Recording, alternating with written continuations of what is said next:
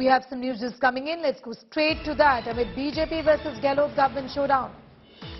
Chief Minister Ashok Gehlot meets other martyrs' widows at his residence. Gehlot meets other martyrs' widows to counter Pulwama widows' demands. Other martyrs' widows say no need to offer jobs to our king. Devankur has more details on that. Dev, who has the Chief Minister met? He's not met the widows of the Pulwama attack. Give us the details of what really has happened in the last 30 minutes or so. Well, Sneha, the Rajasthan Chief Minister Ashok Gehlot, having witnessed how this entire issue had snowballed into a major controversy in Rajasthan in a crucial election year, met widows of other martyrs. In fact, he met around 25 widows, some of them whose husbands had attained martyrdom during the 90s in the previous century. So he met some of them, he met at his residence, and when these widows came out, intriguingly, these widows got time to meet the Chief Minister in half an hour span. How was it that the Chief Minister was willing to accommodate his schedule as per these widows' arrival and meet them when those three widows of Pulwama Martyrs had been waiting for around 15 days now? They wanted to meet the Chief Minister. The Chief Minister had not been giving them time. They were earlier sitting outside Sachin Pilot's official residence. Outside 11 civil lines, the Chief Minister was not meeting them. Repeatedly, he was saying that this is a conspiracy of the BJP, that the BJP is trying to ensure that political benefits could be reaped out of this entire controversy. Sharath is also getting asked more details. I'll just come back to you, Dave, in a moment from now. Sharath has more details from Jaipur as well as far as this meeting of, the widows with Ashok Gehlot is concerned. This has become a huge controversy. What is the Chief Minister now trying to do? Sharad pacify करने की कोशिश कैसे कर रहे हैं वो widows को, Pulwama martyrs की विडोज को? देखिए, सरकार को सोचने का तरीका अलग होता है। हम लोग सोच रहे हैं कि पैसिफाई करने की कोशिश करेंगे, नहीं, लेकिन वो विलिफाई करने की कोशिश कर रहे हैं। और ये तीसरा चौथा जो आज फिल्म जो रिलीज की है उन्होंने, वीरंगना वर्सेज वीरंगना का, अपने सीएम हाउस पर 2020 के बाद पहली बार सीएम हाउस के बाहर मीडिया को बुलाया गया था और वो आई और बताना शुरू की कि उनकी मांग गलत है पुलवामा के शहीद के वीरांगनाओं की। और इतने में जब सवाल पूछा जाने लगा कि आप कैसे पहुंच गए सीएम हाउस, कौन बुलाया, कहां से आया, तो सीएम हाउस के अधिकारी उनको लेकर भागने लगे। इनोवा और फॉर्च्यूनर गाड़ियों में भरकर लाई गई थी, वहां से भगा ले गई। वो दृश्य सबने देखा। देखिए, इससे पहले भी 2-3 वीडियो जारी किए गए थे कि देवर की नौकरी देना खराब है, क्योंकि देवर की नौकरी पहले गुर्जर आंदोलन में शहीद हुए लोगों को दिया जा चुका है। तो उस समय के लोगों के वीडियो बनाकर जारी किए गए थे। तो इस तरह के फिर ये जारी किया गया कि जो विडोज हैं वो शादी करना चाहती है अपनी देवर से, इसलिए नौकरी मांग रही है। ये सच्चाई है। देखिए, इसमें कोई बुरी बात नहीं है। अगर विडो रीमैरिज होता है, अगर विधवा पुनर्विवाह होता है, तो ये पुण्य का काम है। ये 20-22 साल की महिलाएं हैं जो देखने में आपको 40-45 साल की लग रही हैं। ऐसी हालत हो गई है उनकी। अगर वो रीमैरिज होता है देवर से तो ये तो अच्छी बात है, इसमें उनको विलिफाई करने की कोशिश नहीं होनी चाहिए। तो निश्चित रूप से कहा जा सकता है कि सरकार का सोचने का तरीका अलग है। वो बदनाम करने की नीयत से जो आज भी किया गया है, ये कोई अच्छी परंपरा नहीं है कि आप विधवाओं के खिलाफ विधवाओं को खड़ा कर दीजिए सीएम हाउस के बाहर। आप सोल्यूशन निकाले। सोल्यूशन क्या है? देखिए, वो सरकार कह रही है कि हम देवर को नौकरी नहीं दे सकते, बच्चों को नौकरी देंगे।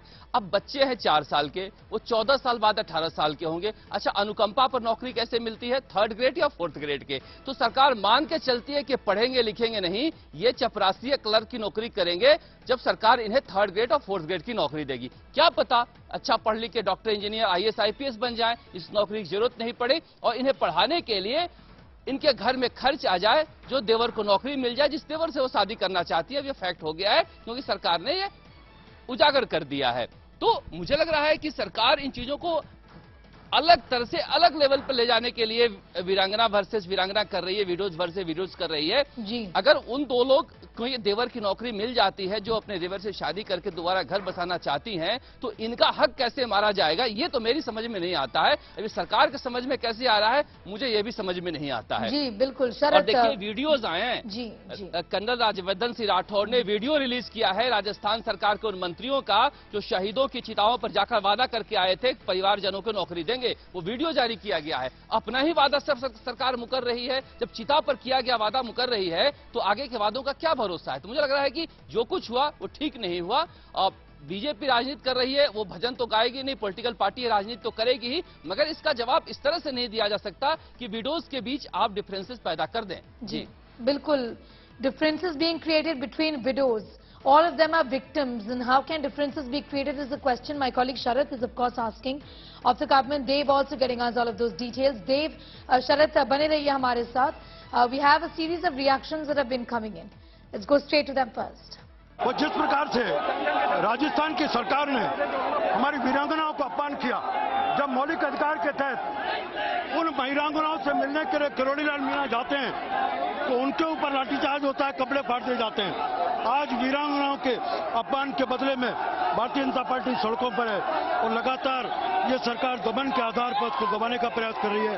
हमारा ये आंदोलन सतत चलेगा, गांव-गांव जाएगा, चौपाल जाएगा, सड़क जाएगा, लगातार चलेगा। देखिए, इससे बड़ा दुर्भाग्य हो नहीं सकता। हमने आज आंदोलन का आगाज किया, अब इस आंदोलन को और तेज करेंगे।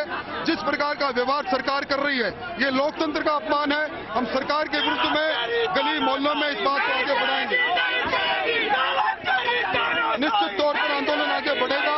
अभी तो नहीं अंगड़ाई है, आगे और लड़ाई है। मैंने पहले भी कहा, आज भी कहता हूं कि कारण कोई भी हो, अगर कोई वीरांगना अपनी बात को रखती है, उसकी बात को हम माने या ना माने वो बात का विषय है, लेकिन उनके साथ जो व्यवहार पुलिस ने किया, जो हमने टेलीविजन में देखा, वो उसको कोई भी एक्सेप्ट नहीं कर सकता है। और किसी भी नागरिक के साथ अगर कोई इस प्रकार का व्यवहार करता है, उसको हम एक्सेप्ट नहीं कर सकते। खासकर जो महिला हैं, विधवा हैं, और कोई भी कारण रहा हो, उनकी बातों को मानना ना मानना, जायज रखना ना रखना, केंद्र सरकार राज्य सरकार, वो विषय बात का है। लेकिन जिस प्रकार का ट्रीटमेंट किया, जो मेरे को खुद वो बता रही थी, तो मैं खुद बहुत आहत था। Devankur continues to be with us. Sharath is also getting us more details. Dev, to you quickly first, the manner in which politics is being played out. It's not just the BJP versus the Congress as always. It's the Congress versus the Congress also on this. Certainly, just so much ammunition being given to the BJP against the Congress, isn't it?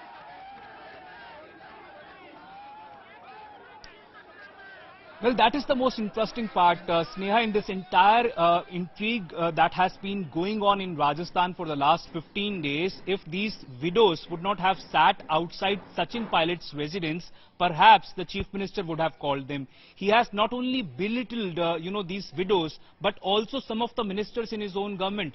Lalchand Kataria, who is a minister in Rajasthan government, had gone on the day the martyr Rohitash Lamba was cremated. There is a video of his promising that the job can be given to any of the persons that the family decides. Then Pratap Singh Khachariawas and Shakuntala Rawat, two of the sitting ministers in Ashok Gehlot government, went outside Sachin Pilot's 11 civil lines residence and promised that your demands will be met.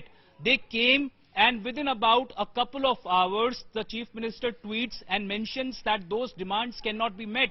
Why was that done? Was it simply because these widows were sitting outside Sachin Pilot's residence? Was that the reason why the Chief Minister was so perturbed that he is now not willing to back down? What our sources within the political circles, Sneha, tell us is that the Chief Minister feels that he is now in a position of not backing down. He does not want to take a step backward in this entire situation. He wants to, convey a message, a clear message to the Pilot camp that on this issue, if Sachin Pilot has taken a stand and is trying to tell or teach the Chief Minister or preach to the Chief Minister that he should be more sympathetic, then Sachin Pilot needs to be shown his position where he is. He is only an MLA and he should not try to teach the CM. And given the kind of acrimony that has prevailed between the two of them in this election year, perhaps it is a Chief Minister not willing to back down at this stage of his political career, and that has clearly given a lot of ammunition to the BJP. Remember, it was only Dr. Kirodilal Meena till about 10 days ago who was at the forefront of this protest, of this issue, but now it seems that the entire BJP has come rallying around Dr. Kirodilal Meena, raising this up as a major issue, and it knows that this is one albatross around Ashok Gehlot's neck, which he cannot easily swallow. He will have to take hard decisions, and if he does not do that, a kind of sympathy less, a kind of a non-humanitarian face of the Chief Minister will be projected time and again by the BJP. And it's not just the BJP which is now making this into a major issue. It is also Sachin Pilot, who first exclusively to India Today and thereafter later on during his tour yesterday in Tonk, mentioned repeatedly that if there is an issue which needs sympathy, that needs to be handled sympathetically. You know, these issue, the Chief Minister says that how can we give a job to someone who is the brother-in-law of the widow? What will happen in future? There can be other widows who can come out with demands of giving jobs to other people. How can we see to such a demand? If that cannot be done, at least the Chief Minister could have called these widows over to the Chief Minister's residence. If he could have called the widows of other martyrs, he could have also called the widows of these martyrs who were sitting outside the former Deputy Chief Minister's residence for around 10 days.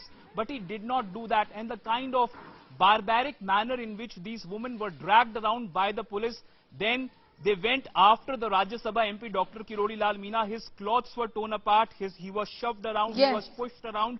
And the manner in which the police detained him, he has sustained injuries in that entire Prakash.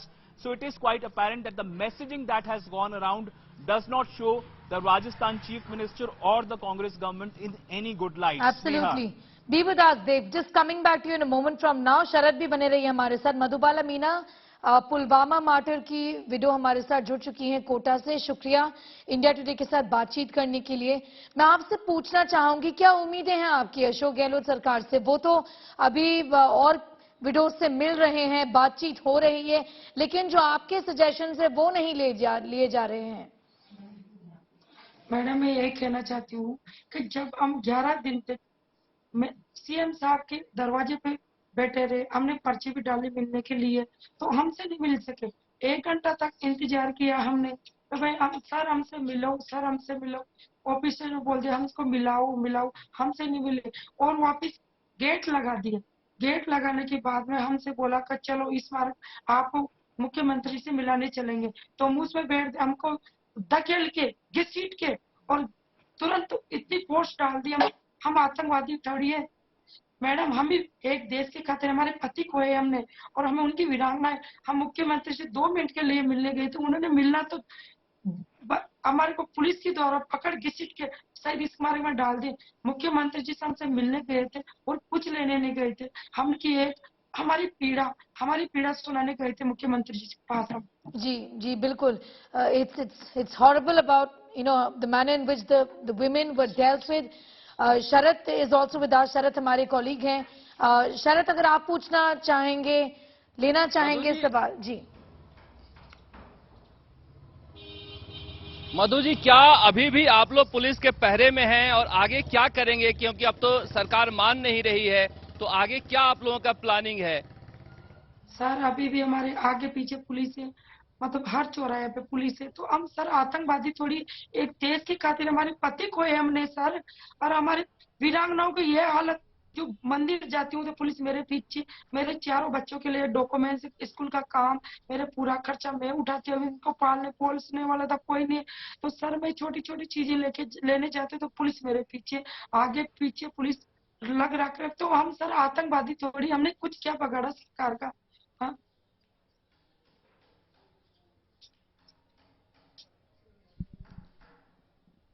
अभी मधु जी, ये बताइए कि ये जो विधवाएं आई थी आज CM house में, ये कह के गई हैं कि आप लोग गलत मांग कर रही हैं, इससे सैनिकों के परिवार वालों को नुकसान होगा.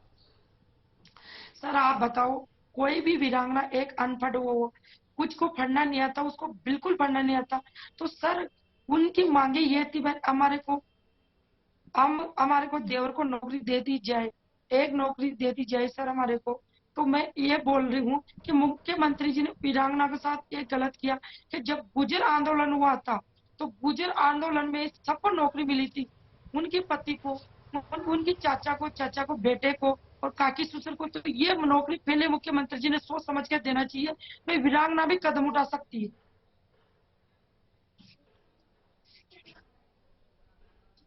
क्या आपकी बाकी जो दोनों वीरांगनाएं हैं उनसे बातचीत हुई? क्या वो भी पुलिस की कैद में है? क्या स्थिति है? सर मेरे अभी उनसे, जब से मैं हम वहाँ वहां से उठाए पुलिस प्रशासन ने हमारे को उठाया। जब से हमारे को कोई बात है, मेरे को पता नहीं है कि वो वीरांगना खाए मरी है बच्ची, मेरे को ये कोई पता नहीं है। मेरी भी तबीयत खराब हो रही है सर, मेरे को भी 2 दिन से बुखार, उनकी चोटी पकड़ पकड़ कर घसीटा बेचारे को, उनको वीरांगना को उसको मारा। उनकी हालत का मेरे को पता नहीं है, वो मरी एक बच्ची है, उनके बच्चे कैसे जी। इस प्रशासन पे धिक्कार है, जीना धिक्कार है सब गलत की सरकार पे सर।